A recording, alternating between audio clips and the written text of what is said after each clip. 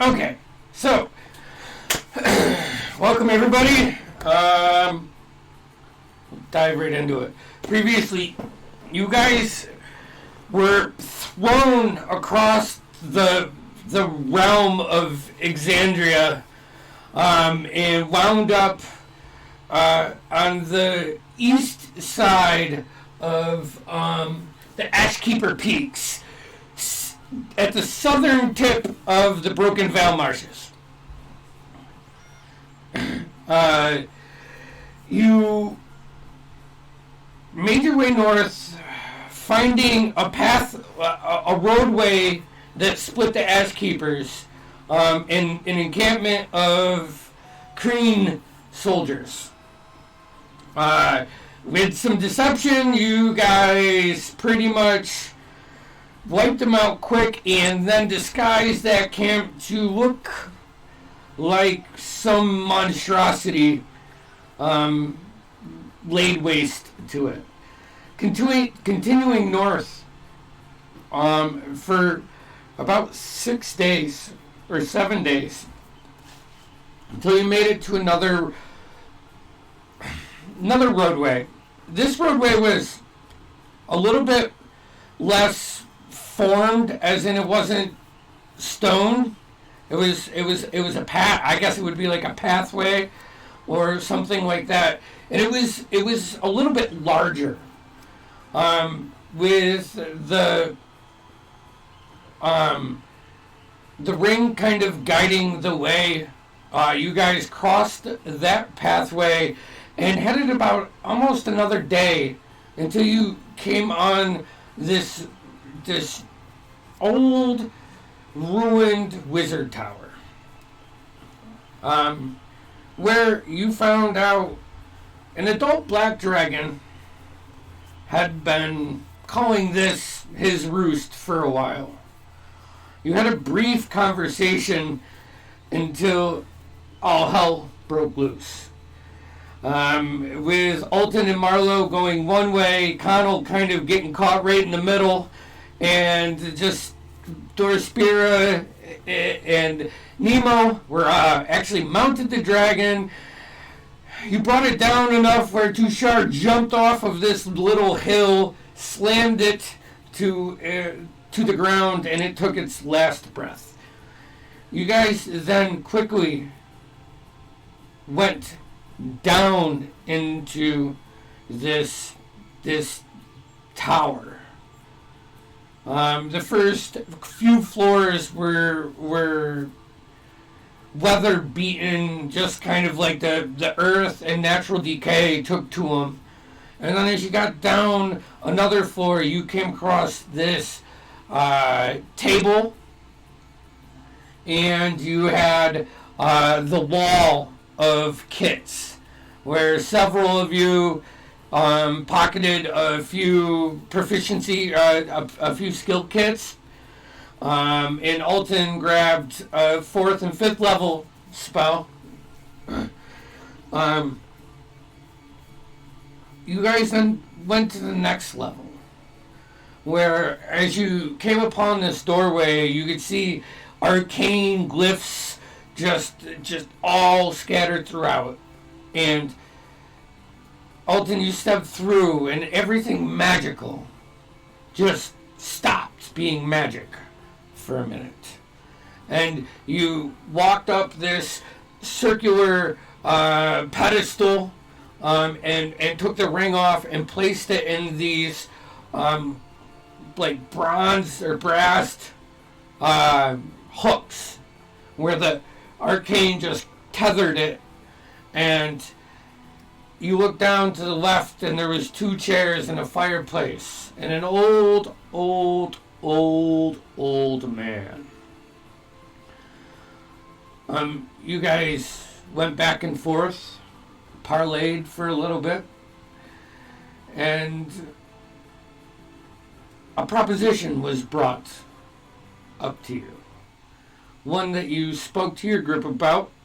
You guys all then entered Dorspira at one point, getting power word stunned as he was making the old man feel a little uncomfortable. but 5 of you signed that document and agreed to the terms of the deal, which was very straightforward. I don't want you guys to constantly think I'm trying to deceive you. This is one that I'm telling you, this guy did his bad duty, like he was a bad man a long, long time ago, and he's tired, and he believes the only way he can leave this realm and be at peace with all those horrible decisions is by having these possessions in his possession. He offered you 3 magic items, which you guys took. And you guys headed up top, harvested your dragon before getting down for a long rest, I'm guessing, by this point in time. Now, are you guys going to camp out outside? Or are you going to go into the wizard's tower? Because both of those are options. I just kind of want to know what you guys want. As you like come back up and you're grabbing your scales and shoving the bags. You're filling every pocket that you can possibly put anything in. And the rain, just like one bead makes its way, just spiraling through this canopy and just hits you right in the cheek. And you toom, toom, toom, toom. And just little, not a heavy rain, little chilly, but it just starts coming in. There is cover above ground where you could be dry, but it is a light storm right now. I think in solidarity with Dorspira, we will make camp outside and far away from the man he hates. Are you going to stay in the tower, or are you guys going to move back into the wilderness? It sounds like we're going to move into the wilderness for the sake of our bare-chested, previously plated paladin. Already? Am I saying that right? Dorspira, I'm sorry, you haven't given me your updated weight. I think you've bamboozled even me right now. I don't know how to respond to this. So I think I'm just going to stare at you confusingly and... No. I'm trying to think. I think even Dorspira would just stare and be confused about this idea that there's an updated weight because I've lost a few items along the way. Is your owl still with you? Yeah, I haven't thrown Alton away, so... It's in the old prison wall. How much does Alton weigh? Probably like 2 pounds. I'm just distracting things again. 2 pounds? Who's looking for this place? As you guys leave the tower. Of course Marlowe's what direction are you looking to head, and what are you looking to find? Like, what is there like a requirement that you're trying to meet for a night's rest? Being Marlowe, she's looking for a tree that is big and with vines and cover that she can, I guess, mold into some sort of makeshift home. And by home, I mean place to sleep. Okay, awesome. Yeah, go ahead. Roll me a perception check. And is anybody else helping? Yeah, I'll help. I don't need no help, brother. That's a nat 20. No, I will help by distracting her constantly by reminding her that it's a beautiful night. Roll with disadvantage. I feel like that's disadvantage. Yeah. So, 21. No. 2 natural 20. What is that? It's a 16 plus 5 is 20. No, I'm not going to make you. I'm not going to kill the first roll of the night in the natural 20 awesomeness that you were looking for. The one thing is, as probably about an hour in, going into the woods, you find one tree that is massive and has a canopy that starts probably maybe 8 feet tall and just rolls up like almost like a pine tree, but it's not a pine tree; it's a leaf tree. And it's tilted just a little bit, like it's just off kilter, and it's dark. And as you peer in before like the complete blackness comes out, your eyes start rolling from clockwise around this probably 30-foot indentation that goes about 3 feet into the ground that looks like a massive paw print. And it is 30 feet in radius, and it has a series, like on the front end of it, just like claw marks that dig into the soil, and it looks like when it picked its foot up, it almost like when you till with a tiller, your garden just ripped it up, and there's fresh dirt, and that claw kicked up some roots, and this tree's over just a little bit. But Marlo would like to slowly approach the tree.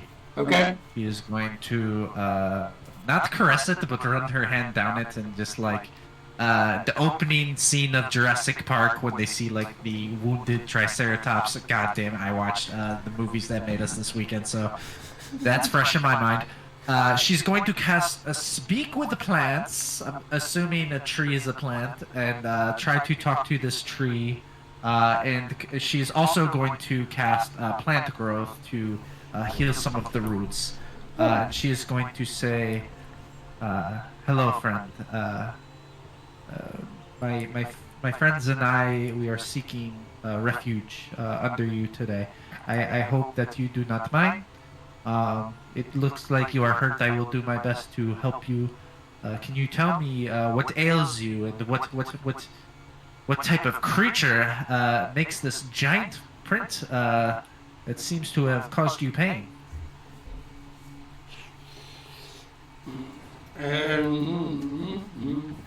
Those are both of my 3rd level slots, out of 3rd level, just for now. Okay.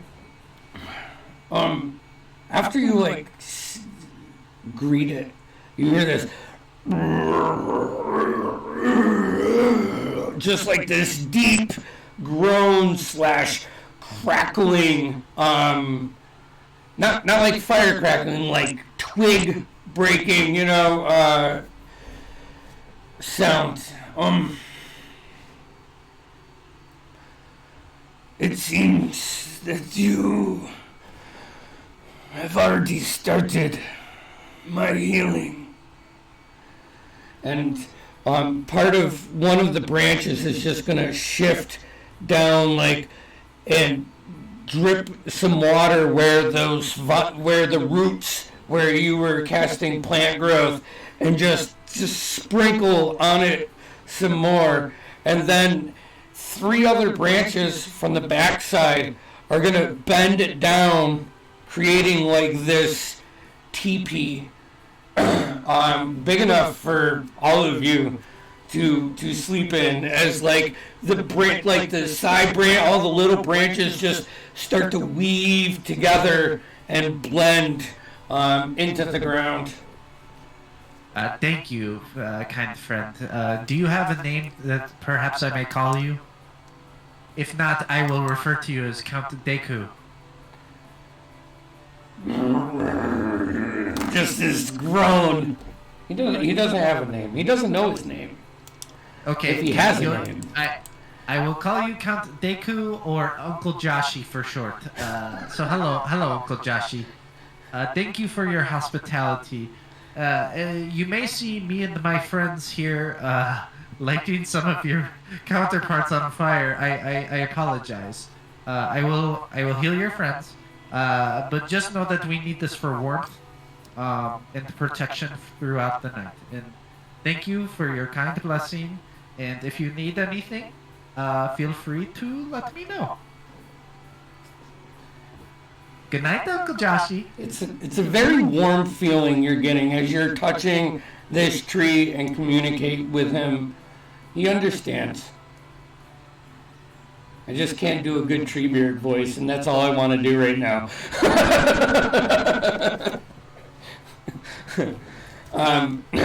So it's easy enough under this canopy to. You guys have magic ways of magically starting a fire, so you don't really need to worry about, finding dry wood in a damp forest. You just might have to spend a little bit more effort creating the embers to the fire until it actually catches. Marlo will combine her gust and produce flame cantrips into both drying wood and producing a nice steady flame. And she will look back on her party members and say, a little help here? I'll do prestidigitation, just make some smoke.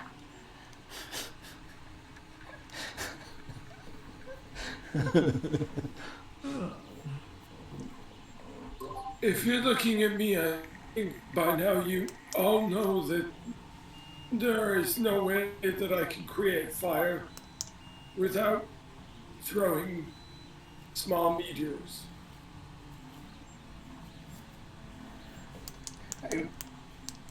I mean, you don't have. You can manipulate your magic how you want, unless you're trying to bend it past its rules.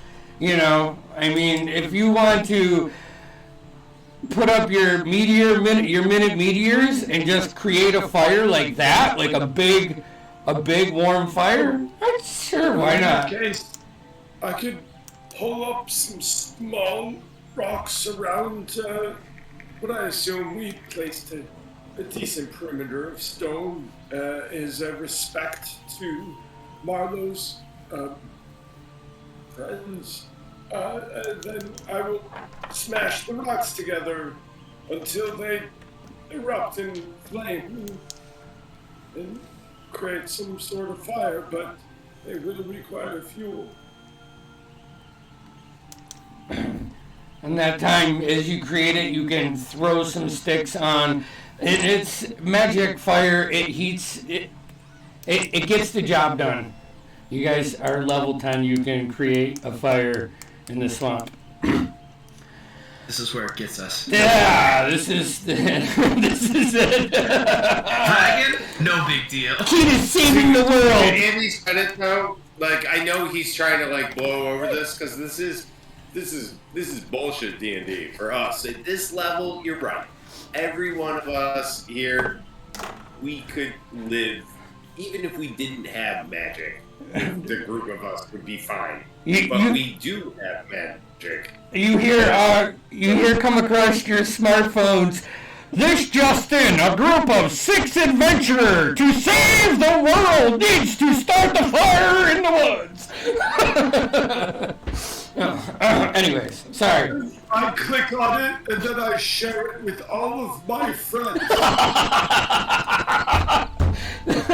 Oh, God. You get advantage on your next roll, because that was fucking hilarious. That was in character.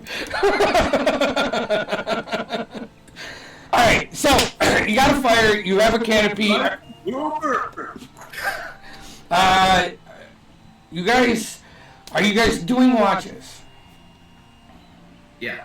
Okay. So, give me 3 watches. Who's taking them? I'll go first. Okay. You'll second. Who's third? Alton? Okay. You know I wake up early, and I prefer to be up before everyone else. I do know that. I think Marlo and Tushar will take the second, if Tushar will have me. Okay. And Connell, you're doing the first just by yourself? Yeah, unless someone else wants to do it too. Okay. Go ahead, roll me a perception check, please. Oh, natural 20. Nice. 29.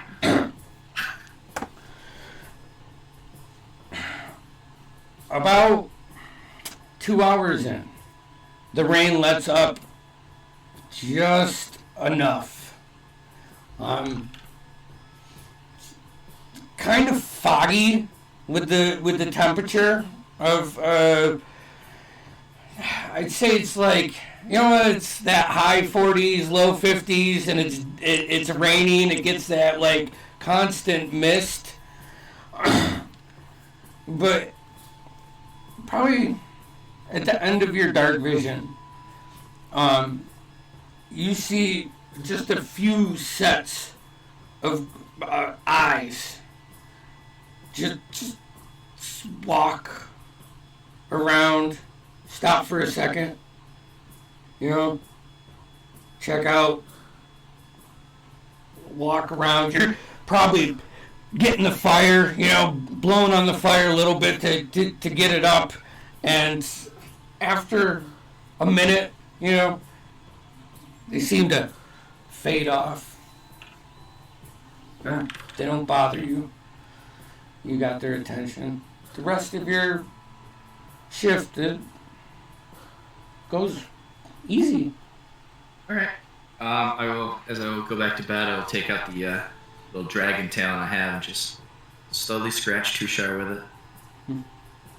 Slowly scratch him until he finally wakes up. What the heck? Is that the dragon tail? It's a talon. Oh, talent. Jeez. Marlo.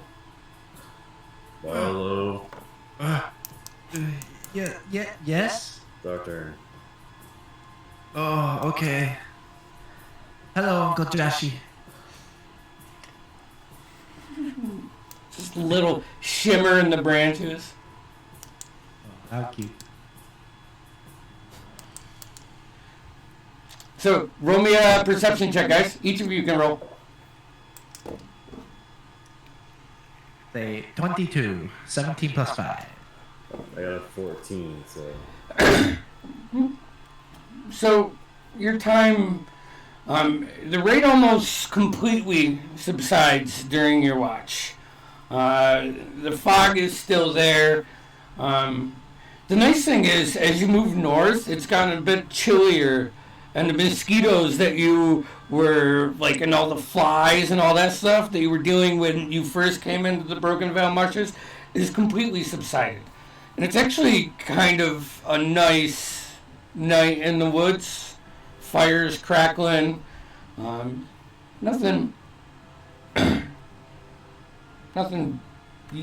gets your attention.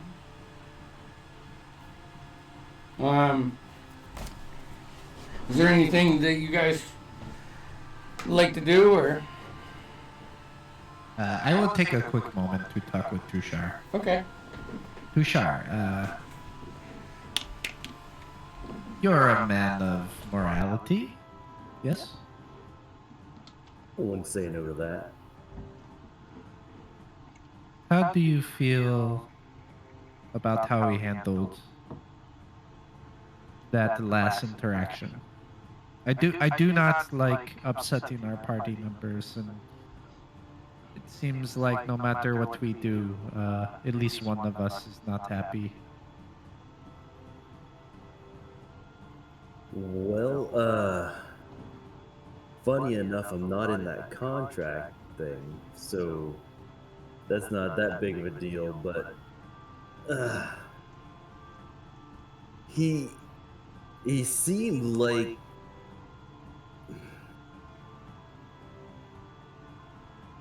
he wanted us to get rid of one of the groups that is not good for the region. So I mean, there's give and take, but I'm not a whatever he was is not my specialty, so to speak. I just wanted to make sure we got out of there.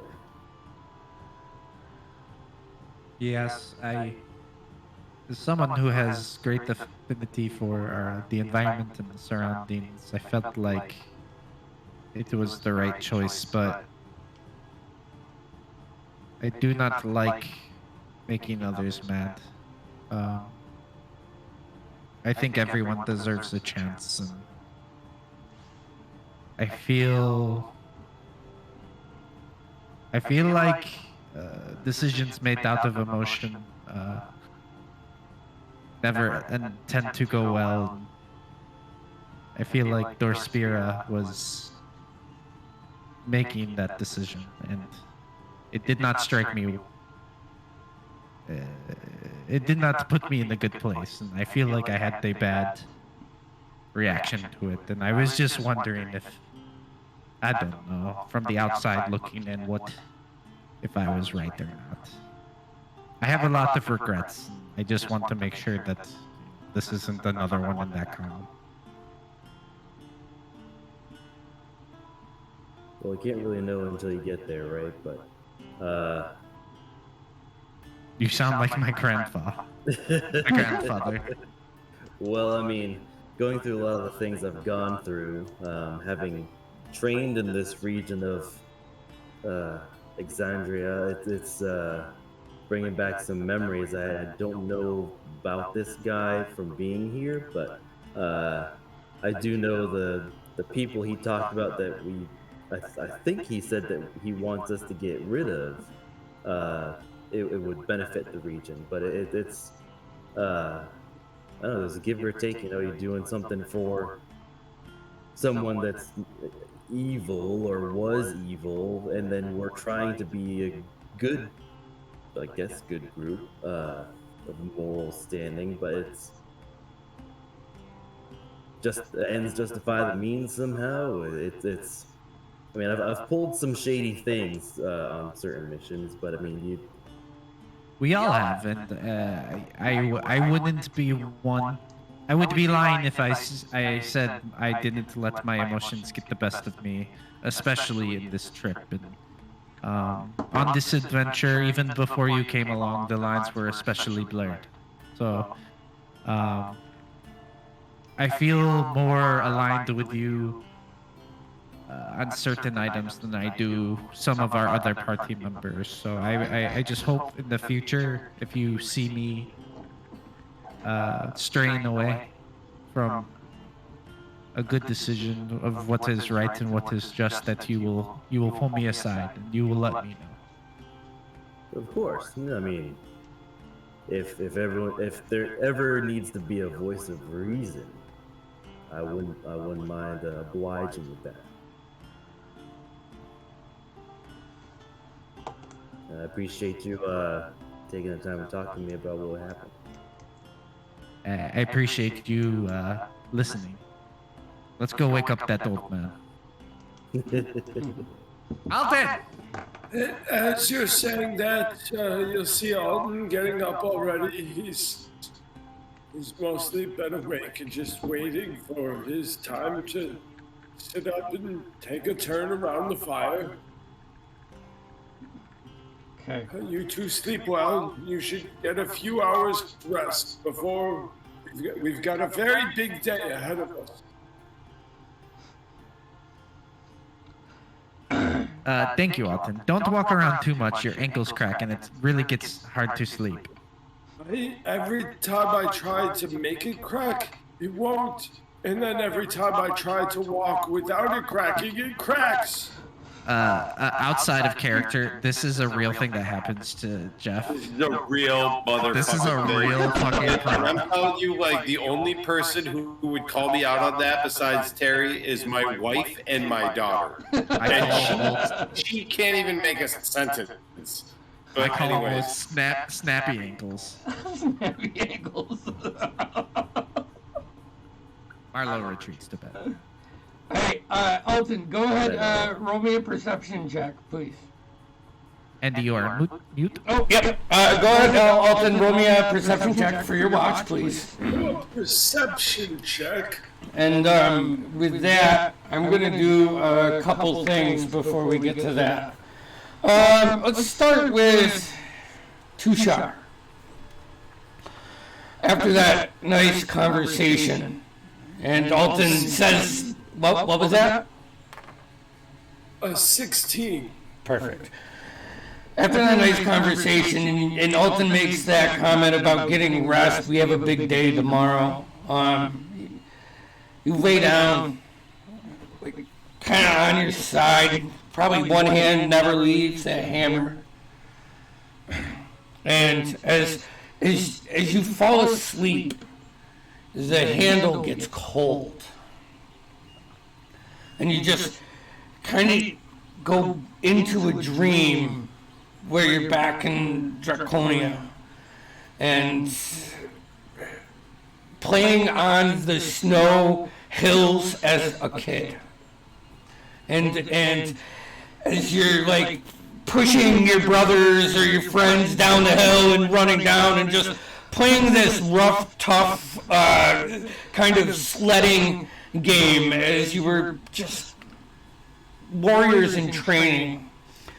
The proving grounds where the real fighters trained were there, and you see them all holding different styles of weapons. Some have warhammers, some have swords, and glaives, and all of this. And you see them, and they're making contact, right? And when they go to hit somebody, this ice energy just wraps around them. And you just kind of stop that dream right there. And you know, like those movies where like it's a stop moment and then it zooms in real fast, and you can see the way they're holding and how the wrap of the handle is exactly like yours. You can now cast Armor of Agathis one time per day. At the lowest level, so it will. I think it's like you gain 5, and you can do 5 hit points of damage. And we'll play with that side of it as we go through this. But you know, they got vestiges, and I consider this like an ancestral vestige. So a lot of little things you kind of will learn about this hammer throughout the next 6 or 7 levels. But then you kind of like, as you wake up from that, everybody around you just gets a little cold. You can see this like light paper thin ice just forming around Tushar and then fades away.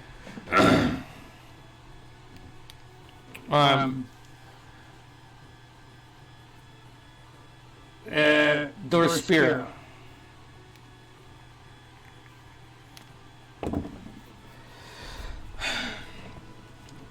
It was just a moral challenging day for you.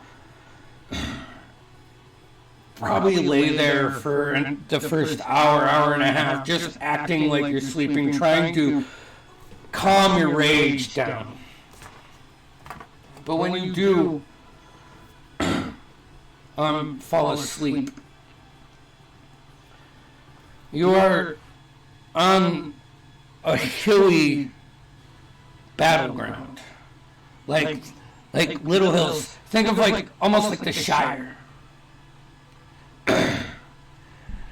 The moon is huge in the sky, almost like 8 times amplified, just lighting up this battlefield at night. You look to the left and Marlowe is on the ground. You look to the right and Connell is on the ground. Tushar is fighting these 3 shadow figures by himself. And Alton is casting spells from behind you. You see Brightbeard with his anchor up, all in this crescendo of this battle with this shadow foe. And you hear behind you, you are the hero the world needs. Without your focus, everyone is lost. let's make sure that doesn't happen again. And then you grab your new mace and you just start running through this battlefield, slamming into these shadows. And all of a sudden, from the backside, probably 150 feet away, this wizard floats up out of the ground and casts a spell on you. And in that moment of weakness, it vanishes. And you wake up. You now have all use of a legendary action once a day. You can use it to automatically succeed on a saving throw or an ability check as a blessing from the Moonweaver.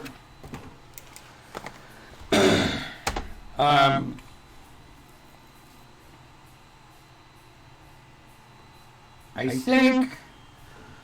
Yeah. All right. So by that time, Alton, with your perception check, nothing really happens. The forest is quiet. Actually, towards the end of this shift, as dawn breaks, you hear more critters come to, start moving around as you put the fire out and make sure it's still contained. You guys all wake up. What would you like to do?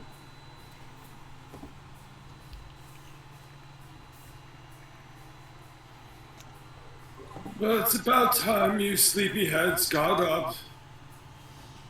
So I've been thinking and writing, and thinking and writing some more.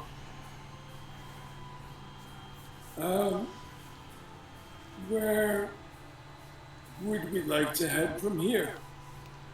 I withhold my opinions so as not to influence the lot of you. Well, it's up to me. I wouldn't mind taking a quick break at home. And home is? Say it out loud. Okay, good. I lied. That's where I also was intending to go. Never mind. The rest of you may all speak. I'm so sorry.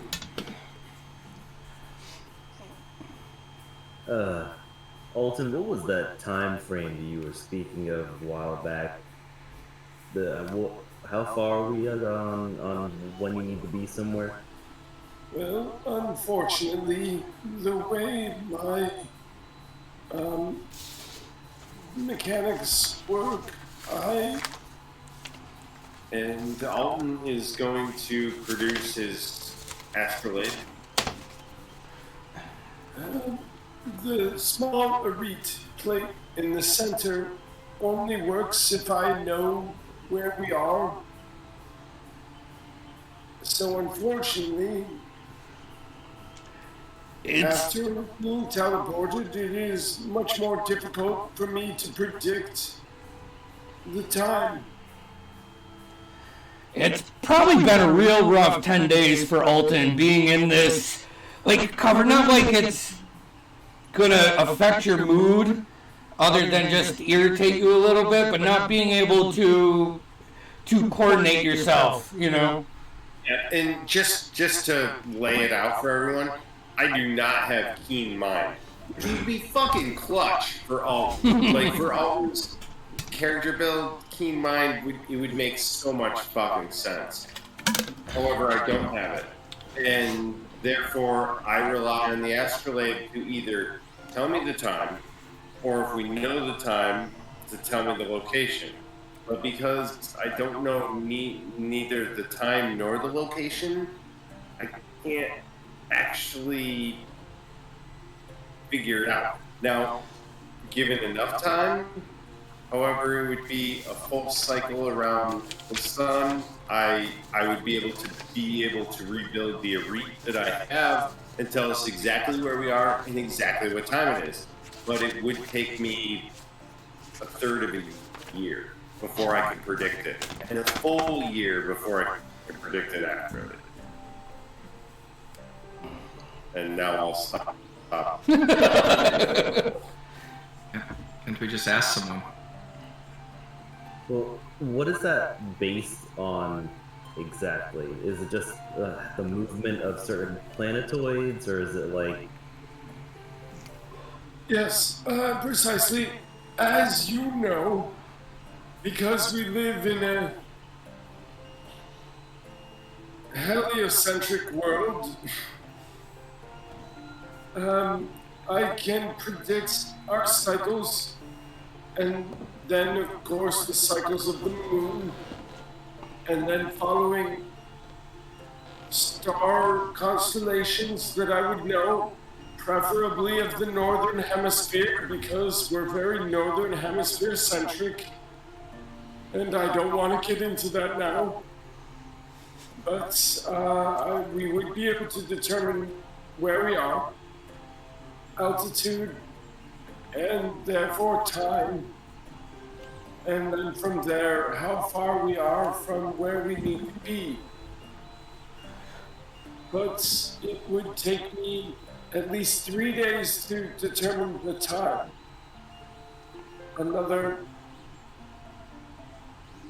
How long is the annual cycle of the 344 days. Yeah, There's yeah, 11 right, months. So I'll round it down a little, but still 12 days before I know our altitude, and then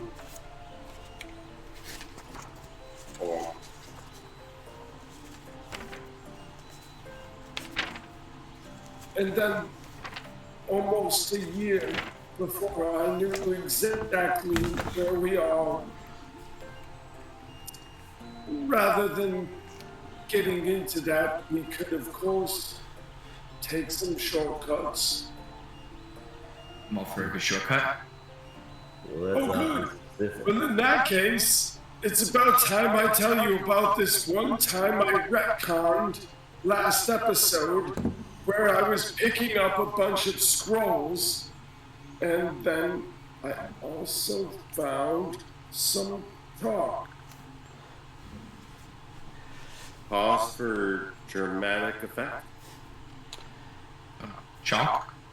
It was on the table. Oh yes, chalk. There was chalk on the table, and of course I grabbed that. And now that we are fully rested, we could, of course, take a trip to Zadash when you're all ready. Kind of just looks around. Why wouldn't we be ready? Right, of course. Well, in that case, I best get started. And I'm gonna take out like a string line, and really make an effort. Yeah, be precise on your first time. I'll help him. I'll just keep his hands steady. Yeah. Help me walk this around. It needs to be at 1.4 meters.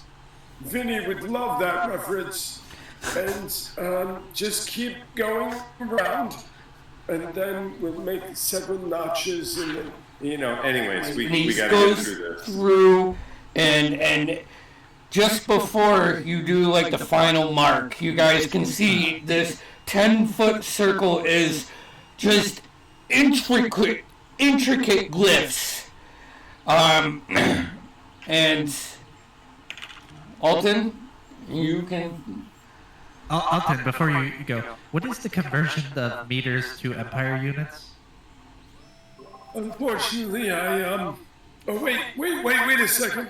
Empirical units. Excuse me. Sorry. I'm gonna flip over my astrolabe, which of course on the back face has several conversion tables, and then I'll try to show Marlo based on the Zemian. Yep. I'm gonna show Marlo based on the Zemian conversion of how this converts. So. It probably would be Gwendolian now. Zendian is more like the Julius Dominion time, you know? I mean, there's still Zendians, but I don't think they're as prominent as they were. I'm sorry, wrong column. This one right here.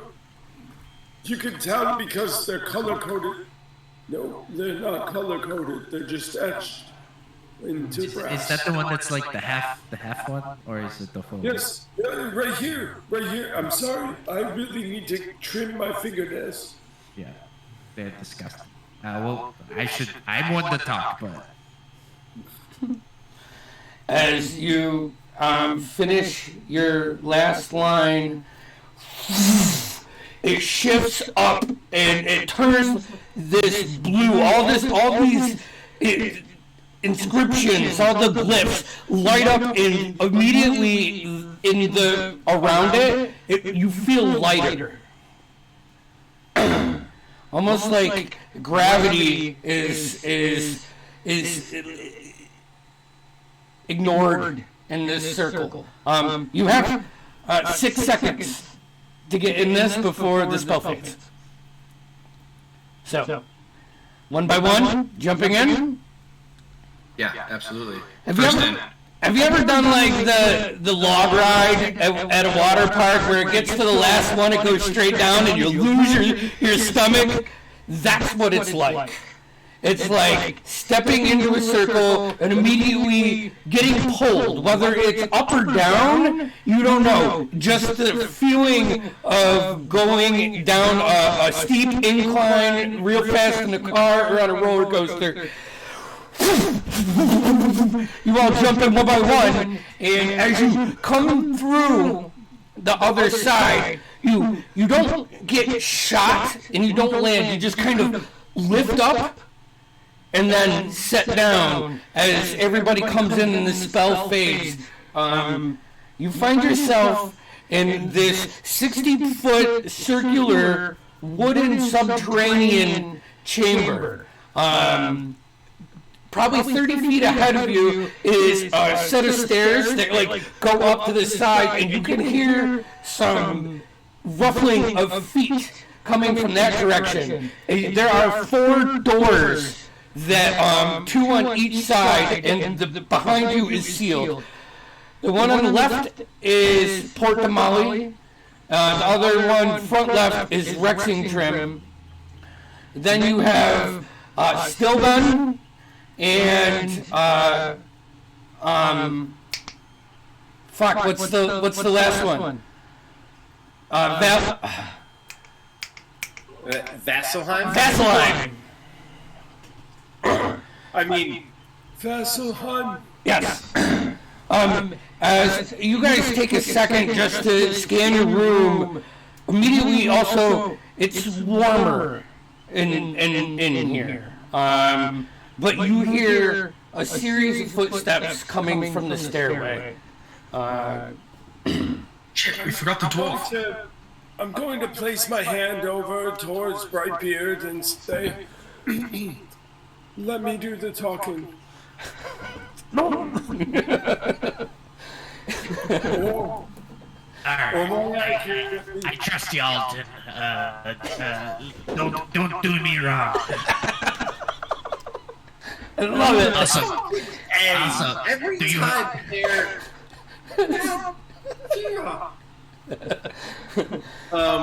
also give me a Krabby Patty.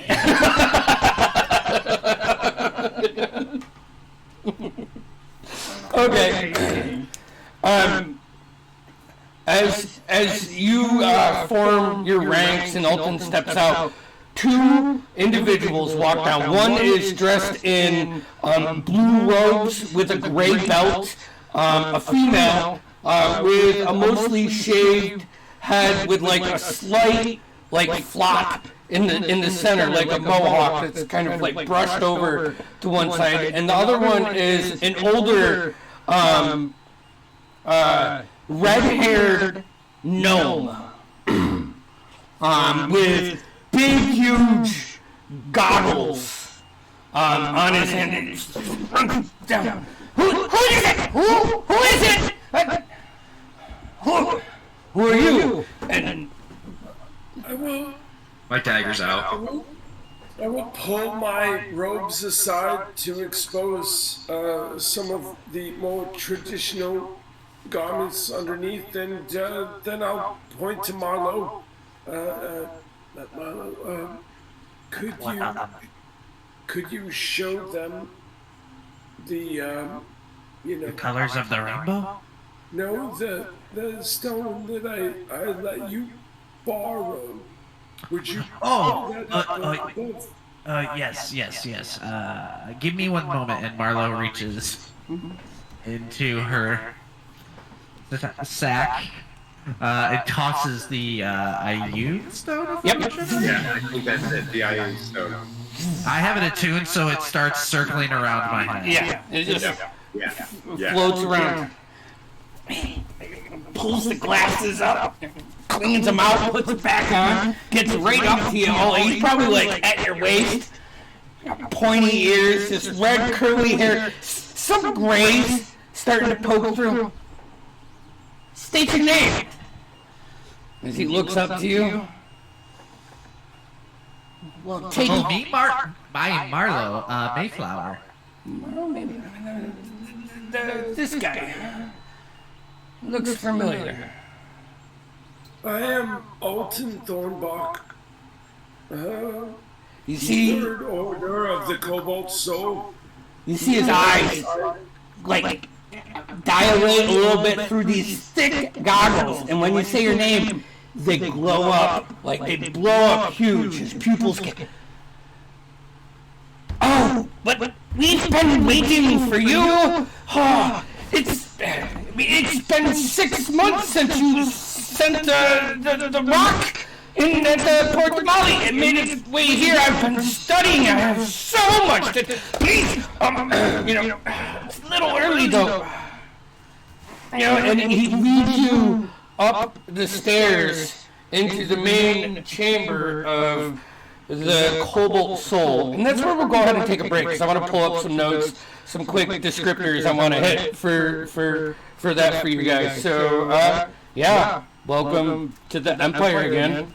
Yeah. And let's take 5. Can we? I know. I shouldn't met that, but What? guys, we're here. But fuck, man, we're here. All right. So, what the fuck? All right. So let's. All right, Andy, you're still here. But just pretend you're not for a second. Obviously, these people may or may not want to talk to me about what we've been up to. That aside, what do we got for the group? And my thought is, we're in motherfucking Zadash. What do you mean? What do we have for the group? I mean, let's pool some motherfucking money together and figure out. Let's sell some shit we're carrying.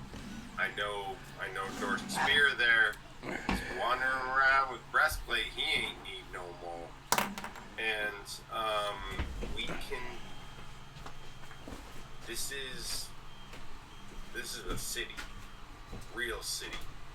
Like, Oh yeah. if you're looking for interesting shit, any single one of you, with maybe Marlo being the least, is going to be able to find shit. Now, Marlo, obviously, look, we're all gonna be able to find, like, we need to stock up on health potions.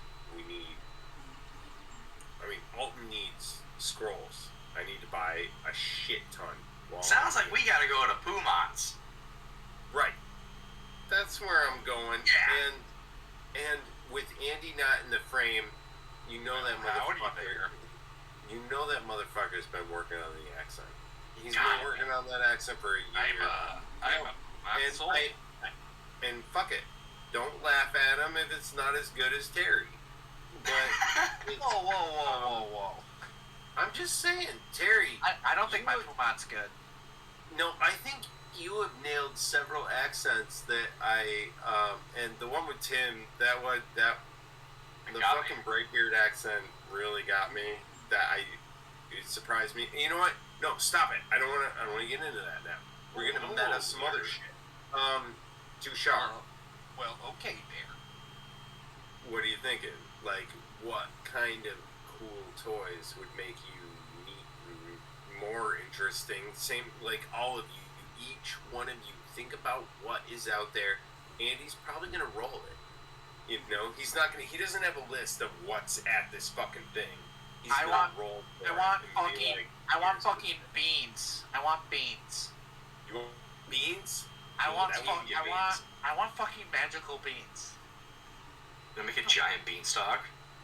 Yeah, that or something that Or like, just make something- explosions. no. Alright, I want random beans that I have no control over, and they have a different effect every time I throw them on the ground. Oh, so you want a sorcerer's beans? Yeah. I have those in another campaign that Andy doesn't even run. Out of character, what does Owlton eat? Alton is wooden, so He's not real. Eats wood acorns. he eats everyone's thoughts and prayers. Also, side note. Yes, he eats thoughts and prayers. That's canon. He eats thoughts and prayers. Jeff, I don't want to burst your bubble, but He's got yeah, Quinn has that full plate. Quinn died in that full plate. Quinn took that full plate and left it and died. So I have no full plate to sell. That's still back in DC. Well, we have plenty of other shit to sell. We have a shit ton in the bag to get rid of.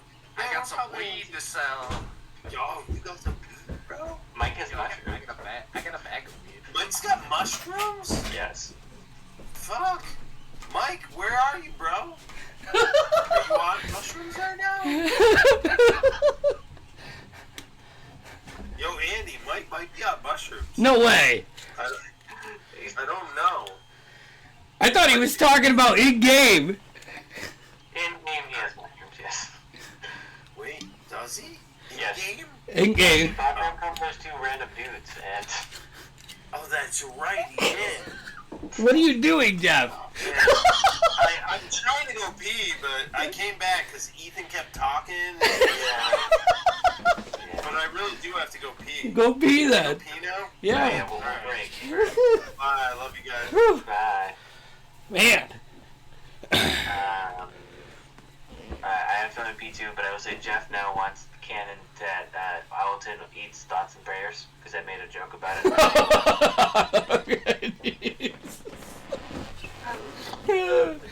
You guys. All right. Alright, I'll be back in a minute.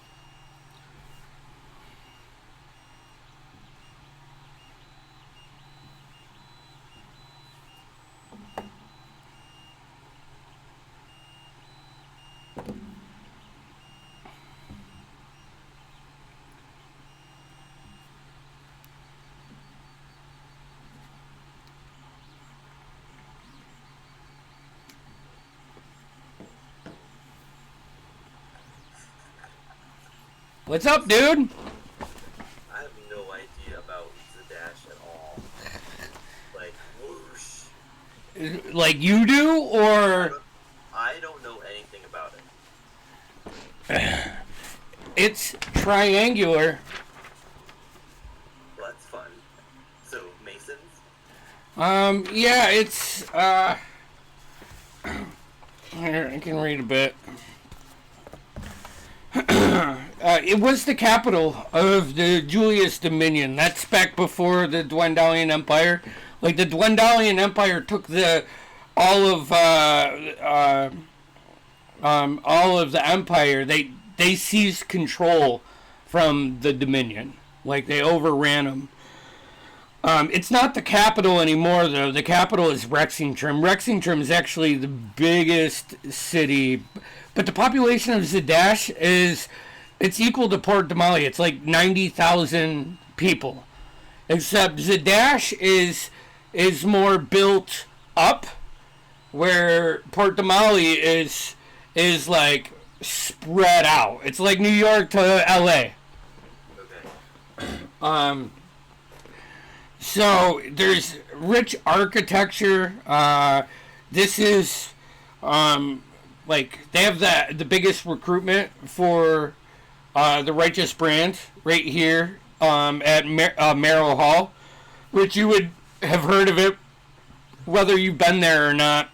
I mean, I always considered you more of like just a southeastern Righteous Brand soldier, Diastock, and those surrounding areas. There's a lot of shit to fend off down there, so that would give you let's see here. Zadash is a bastion of law, civilization, and military might. The biggest in the Marrow Valley.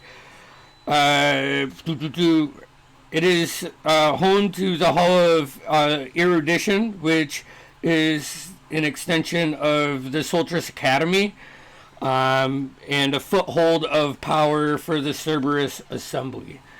So they have all kinds of mages here. It's like the common point if you were heading from the southern point of the Dwendalian Empire to, say, like the capital, you go right through Zadash to get to Rexingtrim. It's let's see here.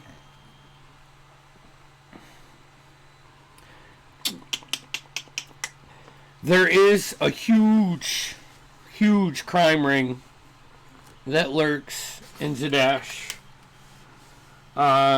It is divided into pretty much 4 sections. The top part is called the Tri-Spires, which is it's a walled off section of the city.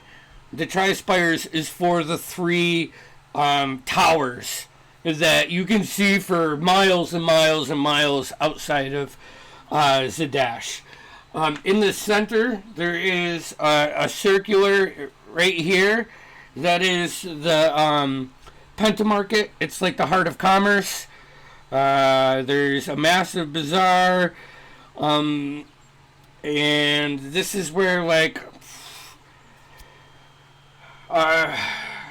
holiday parties, get-togethers, it's like New Orleans, you know, all happening in one section.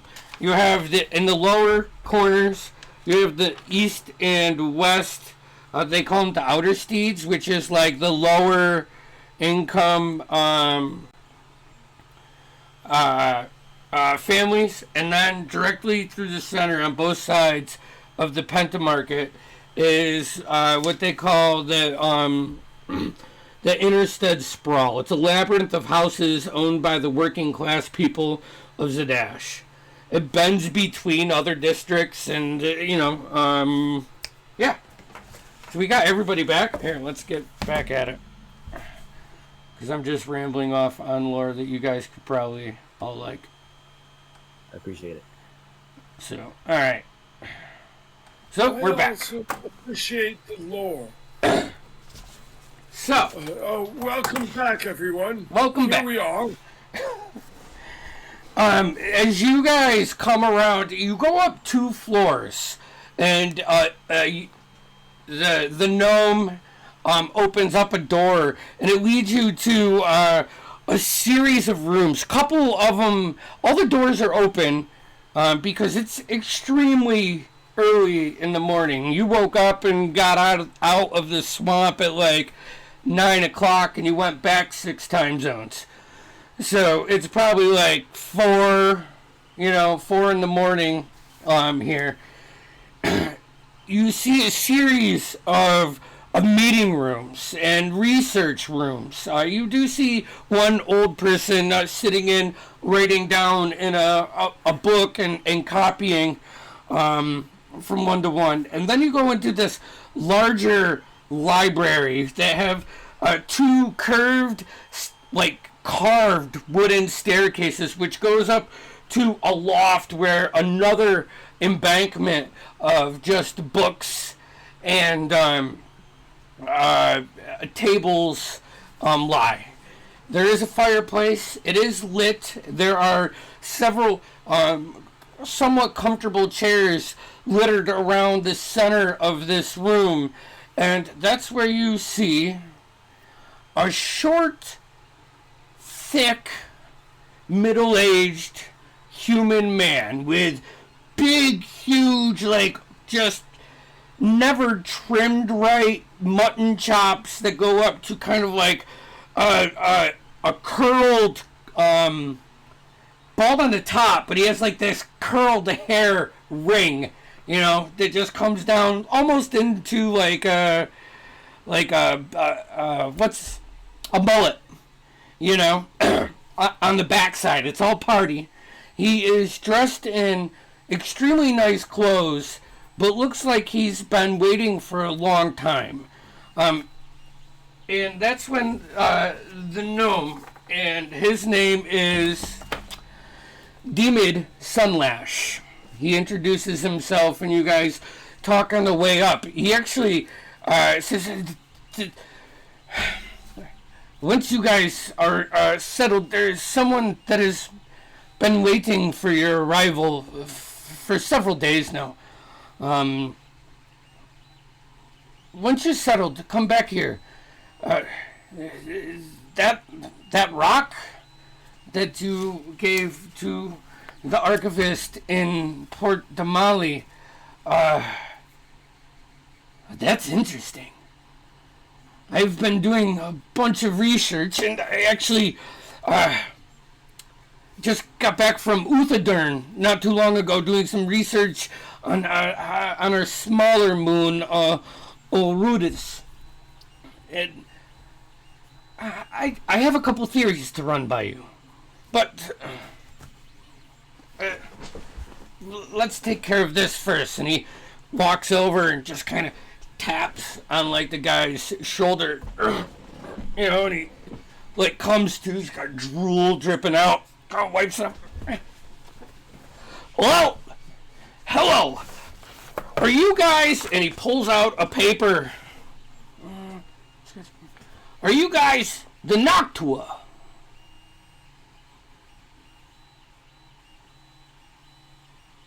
Are you? We are. In fact. Well. Who's asking? Who's asking? My name is Theodore Burfior, and I am a squire for Lady Lydia Truscan. And, well, how about you just follow me for a bit? I have something that she wanted me to show you. Come on. We can bring you right back here. I have a carriage waiting outside. So, please, come with us. Can I insight check him? Yeah. He seems very jolly, and it seems like he's definitely been waiting a while. What'd you roll? Natural one. Natural one? I mean, to all of you, even the ones with higher insight, he seems genuine. He wants to show you something. Fine. Here. I see you're hesitant. I'm sure that is because you guys are just walk around being badass beaten dudes. Alright. Here's the... rolls out the scroll. Official business. By the name of Lydia Truskin, daughter of Arbiter Truskin, for saving the legitimacy of the family of the Truskins and wiping out evil infiltrators, she would like to reward you with a residence in the Interstead Sprawls. Do you want to hop in the carriage? I can take you to your new residence, courtesy. Of course, this sounds perfectly reasonable, and I'll shush Brightbeard, and I'll say, "Psst, no, this is perfectly normal. They expected us." If you guys follow, here, after about a 5-minute cart ride, let me I'm drop running up front with them. Let me drop here in. This is the place that you're about to see is about twice as big as far as floor space than the picture, but I liked this picture. So this is what you guys walk up upon. You see about a base floor of about 40 feet by 50 feet with a little outcropping entryway. As you move your eyes up, the second floor mimics the first floor, except there is a balcony off to the left. On the third floor, there is a balcony that comes straight off with a half of a fourth floor. As you scroll around to pull in, you also see on the opposite side there is a balcony that comes off, both like probably 10 feet wide by 5 to 7 feet deep. Not huge, but looks off both ways. I stocked it, and then I had to take all of that out and restock it with food and fresh wood because, well, they said that you might be showing up in the next week. That was a week ago. I don't know what happened to you, but I know that I'm happy that you brought her back. Because she's a good boss. Got a little delayed. To be honest, it's a little hard to explain. But would you please they will want to know all about your story. She will probably swing by sometime in the next several days. She's on getting everything situated. I apologize. I just get excited. I don't mean to be rude. Sorry for interrupting. Would you just let Lydia know we're deeply honored by her gracious gift? On behalf of our group here, we're very honored by the gift. We weren't expecting anything at all. We're just trying to do the best we can to save the community. I'm walking inside as they're talking. Okay. So, as you, he bows to Shar. I will relay the message, and as I just said, I'm sure she will be stopping by to thank you herself in the next few days, and maybe explain some things that you guys were unaware of. But anyways, enjoy your home. I am going to actually go sleep in my own bed. I've been in the main room of the Cobalt Soul for so long. Oh, the chairs, they look comfortable, but they're not really. Anyways, and he walks back to the carriage. As you guys enter, there is like a 10 by 15 foyer with 2 wooden benches and some pegs on each side of the wall. That opens up into a large great room. To the right is a stair that wraps up along the corner of the wall and kicks up to the second floor. In the far corner is a huge fireplace with a series of chairs and a somewhat decent made couch.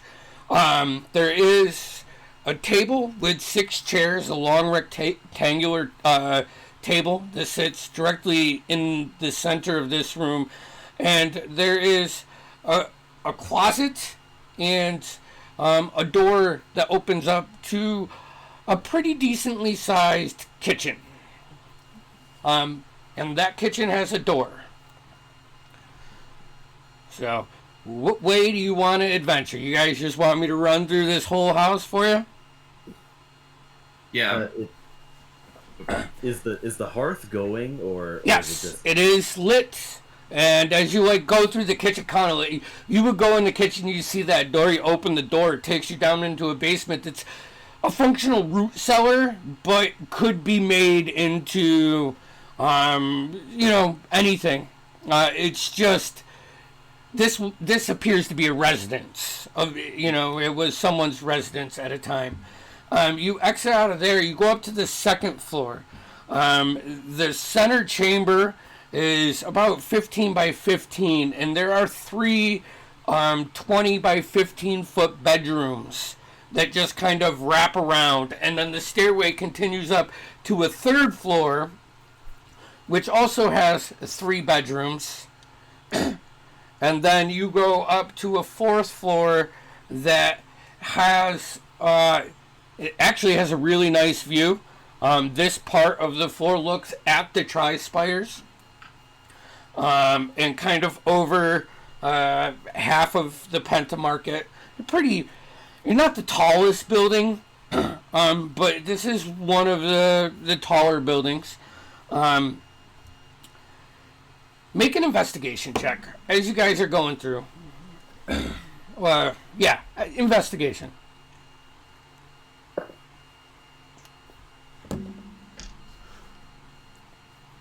$14. 14? Natural 1 for a 9. Natural 1, and I'm blaming it on me trying to determine if I had relations with this woman, because I can't remember both in-game and out-of-game. Oh, you do not recall? No. I genuinely don't recall. All right. So Lydia Truskin was. Let me refresh you guys. She was the Truskin female that the Fiend was playing. That the succubus was. Okay. So the very pretty lady. The very pretty lady. I haven't yet. No. Got it. No. Alton, what is yours? A 17. Too sharp? It was a 6. 6. Oof. So it's a nice house. You don't find much. Alton, when you get up to the top floor and you're looking out, it's chilly. It's just past like the center of winter.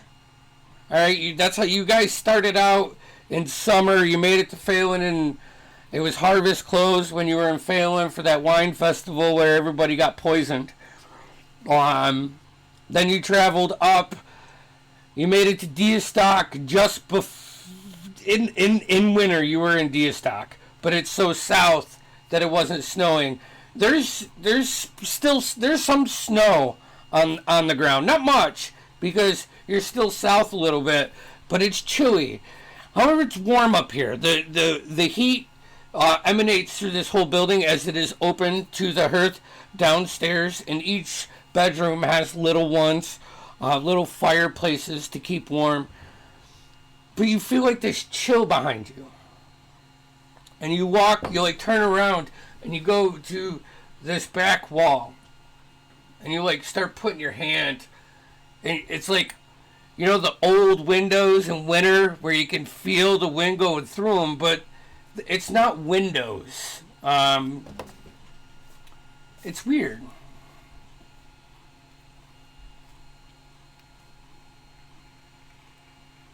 But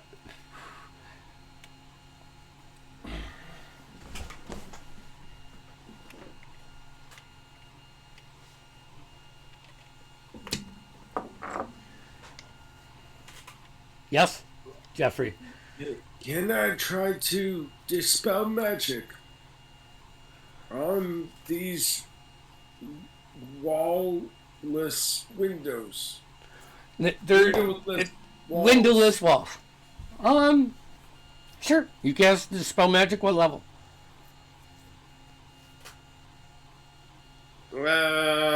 Third. Okay.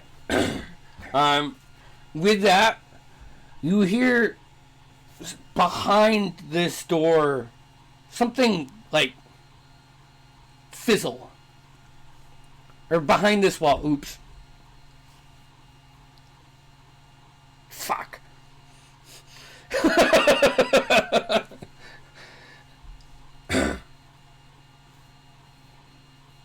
But it still looks like one piece.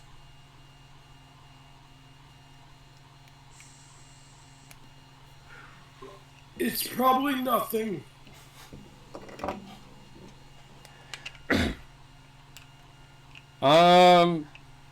Yeah. We need some music. So, what would you guys have? You guys have a house. 7 rooms, a living room, a kitchen, great room. I've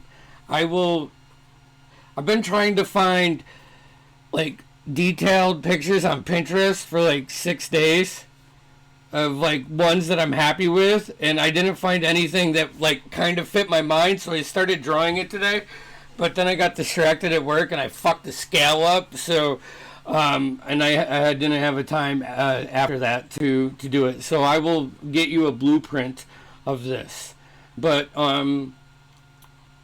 yeah, you have a house. Nice. So what would I you call like to dibs do? on the room next to the kitchen.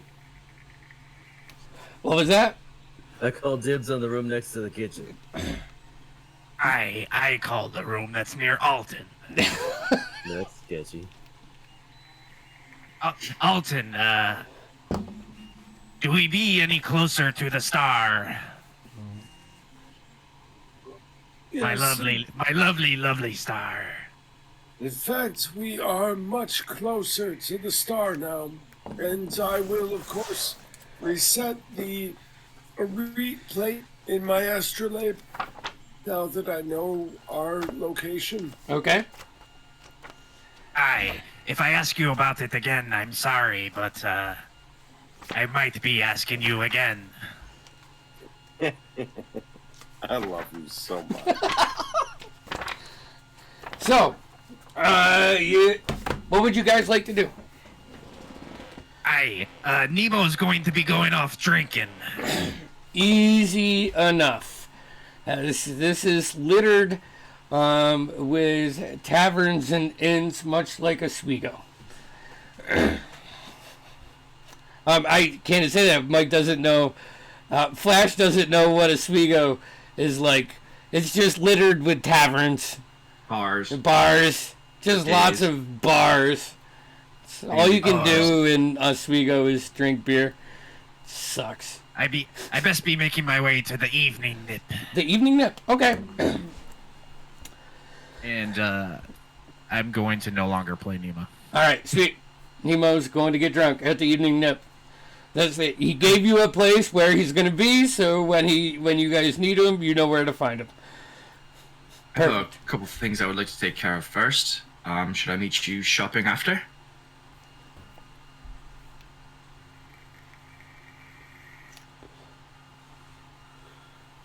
Anybody? Anyone?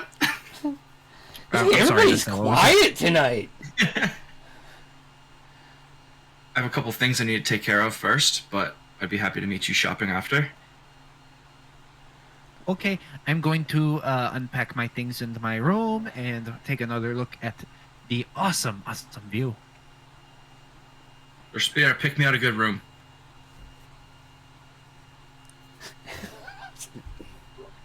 I would hope to get a room with a balcony so that I could attempt to stargaze just a little bit. The nice thing about this building is every room has some sort of small balcony. I will show you. There's 2 rooms on one side, like that almost stack. Those have balconies that connect the rooms. So, that could be a little bit of, privacy thing if that bugs you, but that's the way it's kind of built.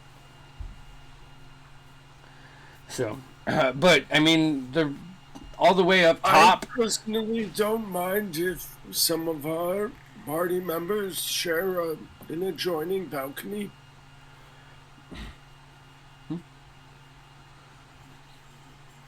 All right. Yeah, so you could, if you wanted, you could set your telescope up on the top part, which would give you the most thing.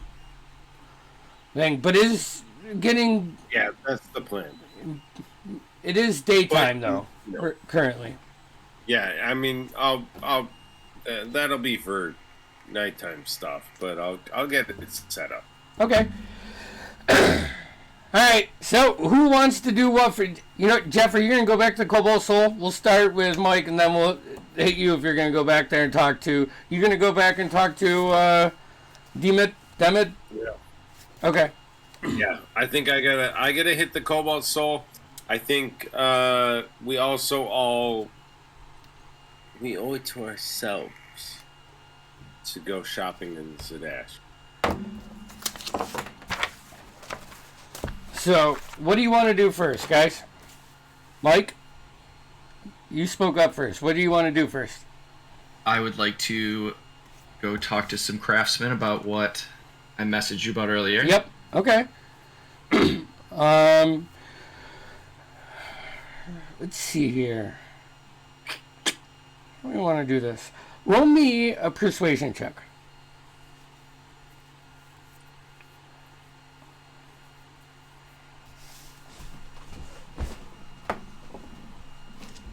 That'd be a 20. 20. Okay. You find one human that's starting to set up, open his doors. He's got all kinds of trinkets made from things that are gathered. Henry's my name. Can I help you with something? Looking to make some stuff out of this, and I'll just push all of it forward. Are you looking to have me do it, or would you like to do it? Do you just want to buy the supplies needed to do it? Well, it's for the best if someone with more expert hands does it. Here. What exactly are you looking to get done? And we can have that conversation. Yep. We don't have to say it. I'll tell you what. Probably a half day if I have an extra hand. Throw me 2 gold pieces for the missing things in my time, and I can dedicate it with your help. Maybe you can pick up on something. We could do that. Let's make it 3 gold pieces and make it a little quicker, right? Sure. You know what? He's gonna call to his one of the co-workers and have him finish opening up, and he's gonna lead you into a back room that has all of his crafting kits and tools, and this table with all these little vices and just neat old school mechanical gadgets that help hold things together. And over the next few hours, roll me a dexterity check, please. Here, I'm going to roll 2. That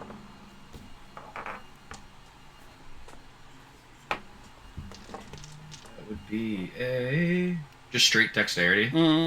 Yeah. Be an 11. Okay.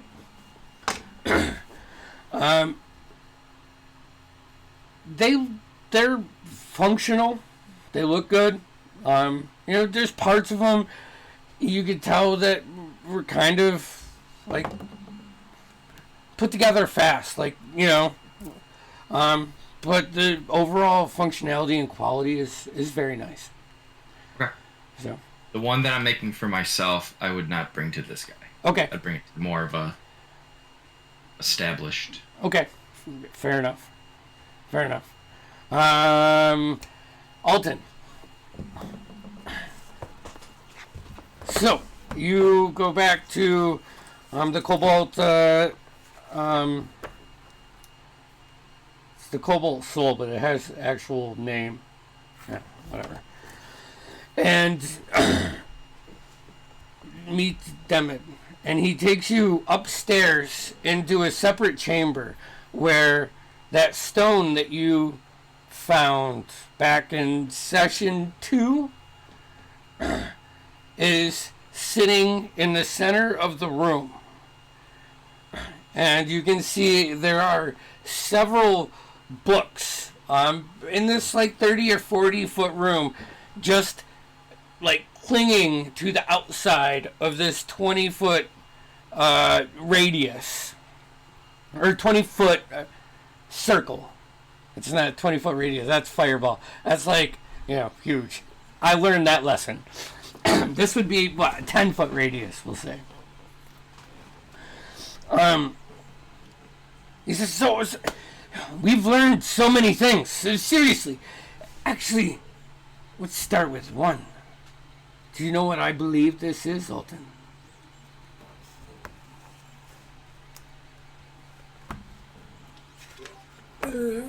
What do you believe this is? I believe this is a piece of Rudius. An actual piece of our moon.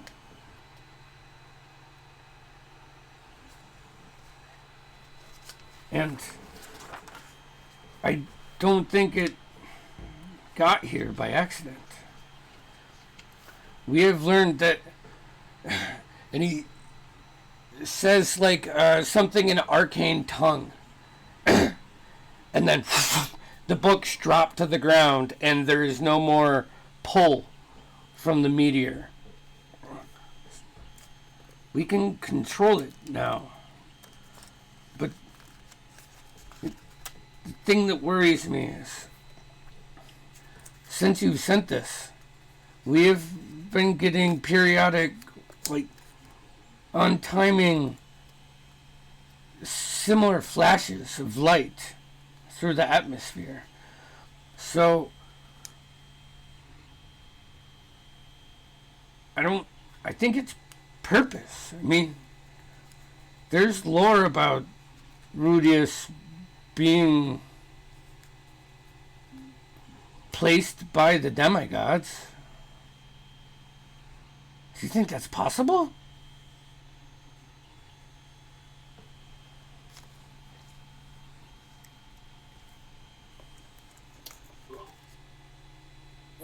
I certainly couldn't say for sure.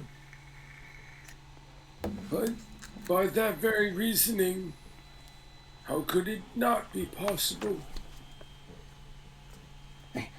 Well, and he'll go into just some more neat theories that he has, and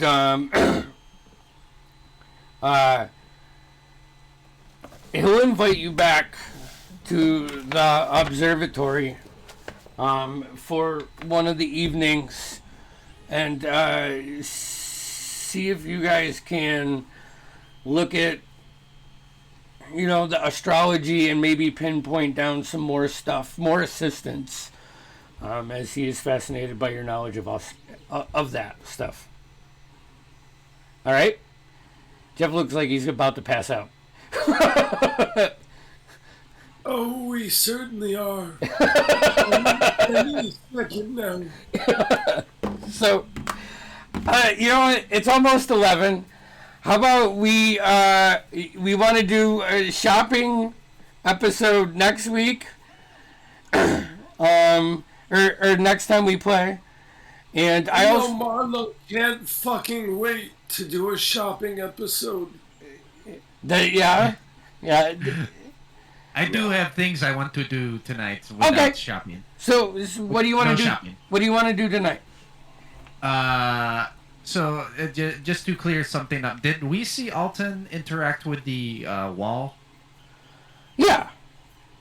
Okay. I would imagine just he stared at it for a couple minutes and. I'm assuming while everyone's like unpacking and everyone's off doing their things, Marlo's like home alone.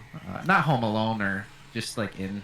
She's gonna go back down to that wall because she was very interested in what she saw, in that sound. She is going to take out her bag of weed and roll of joint. Okay. Actually, a blunt, to be specific. To be very blunt. A big halfling fatty. Big one. And this will come into play here. She's going to use Produce Flame to light the fatty. And she is going to walk up to the wall. Okay. And she is going to start not smoking, but puffing smoke around the area which Alton was inspecting. Okay. And paying specific attention to where the smoke goes. She, out of context, she's her grandfather once told her a story about a great detective, a very small detective who used to smoke cigars, and he would find hidden passageways by following trails of smoke. I love it. Okay, it takes a couple minutes, and then probably takes you like another minute after that, because puffing all that smoke to find where the seams are would accelerate your high. Yeah. But she is going to be high because of this. And also, this door was in the top room on the fourth floor.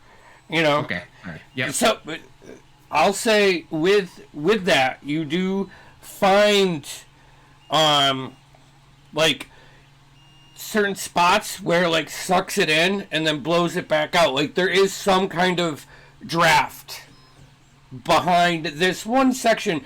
It's not a regular sized door. It's not like 36 by 80. It's more like 2 feet by maybe 4.5 feet tall. You narrow it down to this one section, but it still looks like a wood wall. So after staring at it for what seems like fucking eternity, Marlo's gonna push on it. Okay. The latch, as you push in, you can hear it click, and then it releases. Behind it is a stairway that leads down. She's going to look around behind her, and she's going to go down the stairs. This is a back and forth, small, narrow stairway, wooden, leads you down, and you can start to feel where you've hit the subterranean part. Like your survival senses are telling you the basement's through the dirt to the left, but it leads you down to a hallway that opens up into a 20-foot circular room with desks and chalkboards. It's finished with wood walls and a wooden stone floor. There are very little legible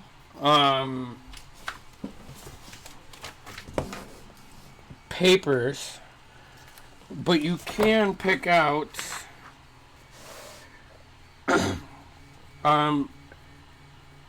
Dr. Reynold Bruesca. Brueska.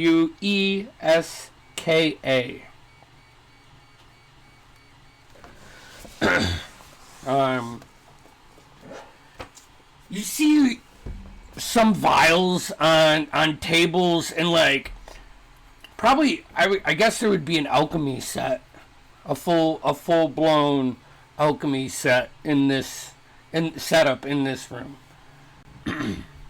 Marlo accidentally bumps into the desk and like just barely grabs something Yeah. because she's so high, and she ends up catching it and puts it back in order and make sure it's all in place. Do I see anything else of interest? Make a perception or investigation check. I will make a perception check for a 7. You're pretty high. You know? Oh, yeah. I mean, you like try to focus and really take it in, but you just start giggling, or you stare at something too long where like it goes in and out of focus a couple times. I think Jeff would say you're high as bat pussy right now. Unless you're some kind of blunt champ, but you take you know, I mean, yeah. She's a small girl. Be laying on the ground. So, but you found a secret room. Awesome. Marlo is going to go back upstairs and put the panel back on the wall and pretend like she did not find it. Okay.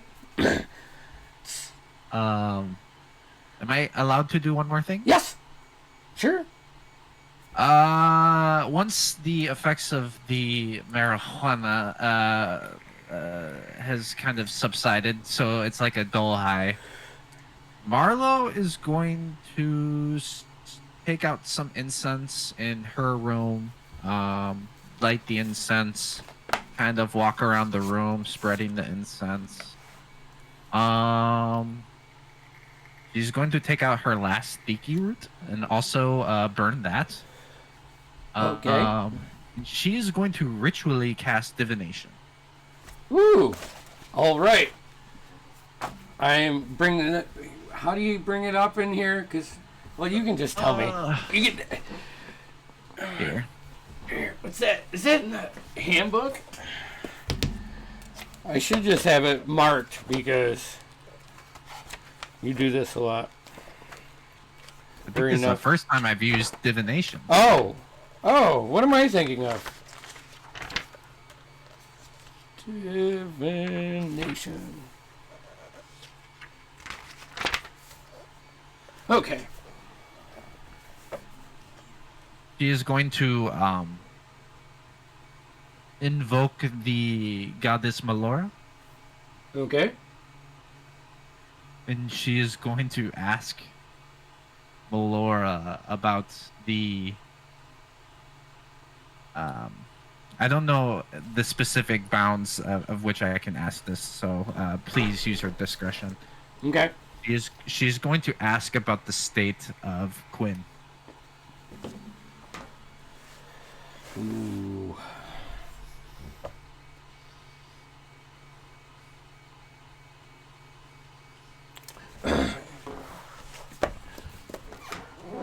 Okay. I'm sorry I'm doing this without him here, but I've been waiting for a moment where she's been alone to do this.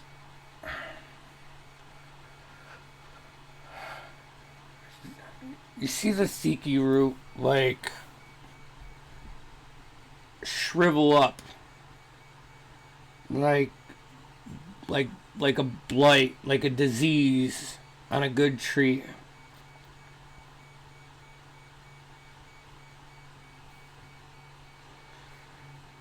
I cannot sense him on this plane. Yet I feel the curse on his heart.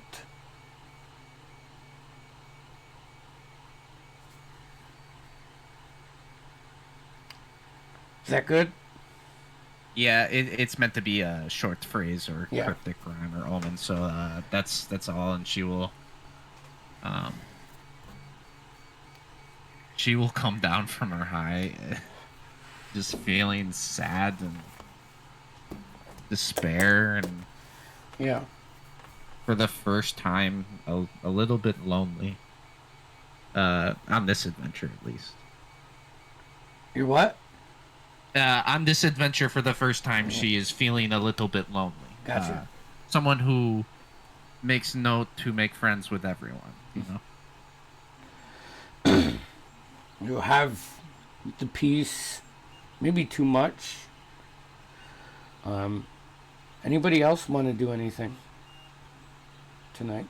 Lord Spira? Tushar? So, Tushar's gonna do a couple things, and then maybe the third one we can do next time when we're running about the city. So, he's gonna write 2 letters. Okay. He's gonna write a letter to his partner, updating him about what the heck happened, because no one gets, bish slapped from a hell to wherever land, and then comes back to a teleporting portal, and he's all this. Yeah, this is stuff. wild. So he's gonna pen all that down and then get a messenger for that, and then he's gonna assume this is their new spot, so he's gonna write a letter to Terry to send his stuff over here. Okay. Are you going to send money to Terry? Because you know that Terry probably wouldn't pay to send your stuff. I have to send some gold along with it. All right. I'll get you. There's the regular letter. 5 silver, but hiring or having a package with gold delivered. You might want to pay extra to make sure that stays in the right hands. But I'll get you a price for that past session, because I want to actually print it out so I have it and put it on my sheet. Because I love the idea of medieval parcel post. It intrigues me, And what's the third thing you were saying? I'm assuming Tushar knows about Zadash being somewhat from travels and whatnot. Yes. So he wants to visit the Hearth of the Allhammer. Okay. All right. You know what? That would be a great thing to do while we're shopping, because those are all right around the same place. And that just means for the next 13 days, I will be reading the fuck out of my NPC fucking book I got. It's so awesome. It makes NPC so much better. So much better than I can. So we'll do that. I gotta try to improve on the skills. All right. Well, then there we go. Real quick, Andy. Yes. Can I just go find another craftsman and just get my dagger made? Yeah. The dragon talon. Yeah, yours would be 5 gold. Because you want like fine craftsmanship, and that'll be the whole day. Like you'll have to come back and pick it up. Yeah, I can take as long as they need. Okay. So we'll end tonight's session there. Hey, you're not in Zorhash you're not on the bad side of the Ash Keepers anymore. So that's good. Yeah. I'll see you guys in a couple weeks. Ta-ta. Hey, don't forget to like and subscribe, too. Oh, yeah, and this is on YouTube, so get on that shit. Yeah. Woo! What are you doing? See, Jeff's so mad about that. He passed out. He fell over in his chair. Yo, you good? You good? He's like... That's what you guys saw when you walked into the Cobalt Soul. That guy with the big mutton chops is just relaxing in his chair, just like that. Thank you, Jeff. I've been dying watching him.